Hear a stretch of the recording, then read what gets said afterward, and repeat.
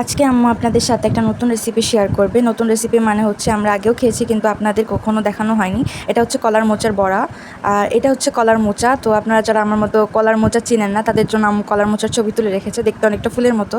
তো কলার মোচা বানাতে কী কী লাগে: আদা বাটা, কাঁচামরিচ বাটা, মসুর ডাল বাটা, আর অবশ্যই কলার মোচা কুচি, ধনেপাতা, লবণ, পেঁয়াজ, চালের আর হালকা চালের গুঁড়ো আর হলুদ। আর যারা আমার কথা মিস করেছেন তাদের জন্য উপরে লিখে দিয়েছি কী কী জিনিস হচ্ছে অ্যাড করা হয়েছে। আর তারপরে সব জিনিস অ্যাড করে একদম মিক্স হাত দিয়ে মিক্স করতে হবে। এই রেসিপিটা অনেক সহজ, আম্মু বানিয়েছে যাতে সহজেই করা যায়। আর অনেকেই কলার মোচা নিয়ে চিন্তায় পড়ে যান যে কলার মোচা দিয়ে কী বানানো যায়। তো আমার মনে হয় যে এটা একটা ইউনিক আর হচ্ছে টেস্টি খাবার। তার কারণ হচ্ছে কলার মোচা দিয়ে যেই খাবার, কলার মোচা দিয়ে তরকারি রান্না করলে কীরকম লাগবে জানি না, তারপর শুটকি রান্না করে মনে হয় অনেকে, কিন্তু এটা আমার মনে হয়েছে যে যে কেউ খাবে, কেউ বুঝতে পারবে না যে কলার মোচা। যদি আপনি না বলেন, বলবেন যে বড়া, আর কেউ বুঝতে পারবে না যে এটা কলার মোচা। টেস্টে ভিন্ন রকম লাগবে, তখন হয়তো বা মনে করবে, কিন্তু কেউ ওরকম ভাববে না যে না কলার মোচা খাবো না, এটা ভেবে কেউ খাবে না। বেসিক্যালি আমি এরকম করি যে যে জিনিসটা পছন্দ বা যে জিনিসটা আমি রেগুলার খাই সেই জিনিসটাই খেতে চাই, ইউনিক জিনিস হলে খেতে চাই না।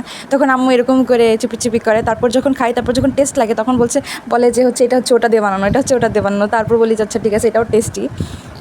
এছাড়াও কলার মোচায় প্রচুর পরিমাণে আয়রন থাকে, দেহের আয়রনের ঘাটতি যথেষ্ট পরিমাণে কলার মোচা দিয়ে আপনারা পূরণ করতে পারবেন। আর হচ্ছে কী বলে, যাদের আয়রনের সমস্যা বা হচ্ছে রক্তের বিভিন্ন হিমোগ্লোবিন কম থাকে তারা এই জিনিসটা খেতে পারবেন, তাদের জন্য খুবই গুরুত্বপূর্ণ খাবার, এটা ডাক্তাররাও বলে। আর এই ধরনের জিনিসগুলো একটু ডুবো তেলে ভাজতে হয় যাতে একটা একটার সাথে লেগে না যায়, আর হচ্ছে ক্রাঞ্চি হয়। কারণ আর আপনি এটা খালি সসের সাথে খেতে পারবেন, আবার ভাতের সাথেও খেতে পারবেন।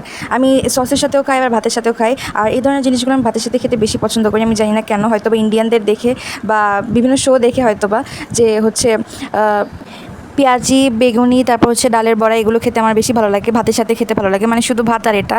আমি জানি না কেন, হয়তো বা ইন্ডিয়ানদের দেখেছি এই কারণে হতে পারে, বা আমি জানি না, মানে আমার কাছে ক্রাঞ্চি লাগে, জিনিসটা অনেক বেশি ভালো লাগে। আর এছাড়াও তো আমরা যখন ইউটিউবে বিভিন্ন ধরনের ভিডিও দেখি বা মুকবাং শোগুলো দেখি, ওখানে এরকমই থাকে যে ক্রাঞ্চি খাচ্ছে।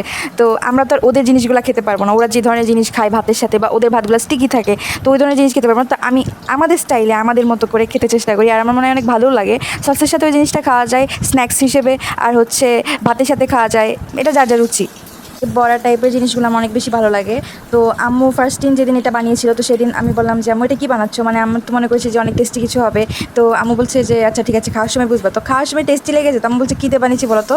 তো আমি মনে করেছি যে বাকিগুলো তো ঠিকই আছে, কিন্তু একটা জিনিস হচ্ছে এক্সট্রা। তো আমি বুঝতে পারছিলাম না ওটা কী, তো আমি গেস করার চেষ্টা করছিলাম, তখন আম্মু বলছে কলার মোচা, আর আমি তো কলার মোচা খাইতে চাই না। তো যেটাই হোক, অনেক মজা হয়েছিল ওই দিন। যে মানে আমাকে যদি বলে করতো যে কলার মোচা, তাহলে হয়তো বা আমার রিভিউটা অন্যরকম হতো, কিন্তু যেহেতু আমি খেয়েছি, খেয়ে টেস্ট করে তারপর বুঝেছি যে আচ্ছা ঠিক আছে, কলার মোচা এতটা টেস্টি হতে পারে। তাই এটা নিয়ে আব্বু আম্মু অনেক হাসাহাসি করছিল। আচ্ছা, তো যাই হোক, আপনারা কোথা থেকে ভিডিওটা দেখছেন তা কমেন্ট সেকশনে বলে যাবেন। আর হচ্ছে এই ধরনের ভিডিও কেমন লাগে, বা নেক্সট টাইম এই ধরনের ভিডিও আরও দিব নাকি, তাও কমেন্টে বলে যাবেন। আর ভিডিওটা ভালো লাগলে একটা লাইক, কমেন্ট আর শেয়ার করবেন। আর আশা করি সবাই ভালো আছেন। আসসালামু আলাইকুম। আমার জন্য সবাই দোয়া করবেন, আমার আম্মুর জন্য সবাই দোয়া করবেন, আমার আব্বুর জন্য সবাই দোয়া করবেন।